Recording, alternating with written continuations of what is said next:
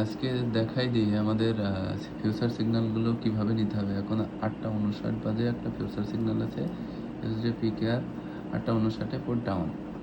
এখন আমরা ইউএসডি পিকেআরে আসি, এসে এখানে দেখেন 8:59 বাজে আমরা ডাউনের জন্য এখানে ট্রেড নিয়ে নেব। তো আমার একটু দেরি হয়ে গেছে, এটা যদি একটু উপরে যায় তাহলে আমি ট্রেড নিয়ে নেব 8:59। এখানে যায়নি, আমার নিতে দেরি হয়েছে। এখন 8:59 যখন বাজবে তখন এখান থেকে ট্রেড নিয়ে নেব এই জায়গা থেকে।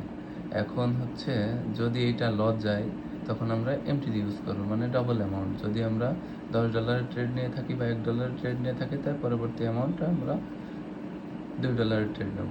তো এখানে আমি প্রথমটা ট্রেড নিতে পারছিলাম না, এটা যদি লস যায় যেহেতু পুট ডিরেকশনে, তাহলে আমরা ডাউন ডিরেকশনের জন্য ট্রেড নিয়ে নেব। এই দেখেন উইন হয়ে গেছে। 8:59 আমাদের ট্রেড নেওয়া ছিল, এই যে 9টা বাজে গেছে। ঠিক আছে।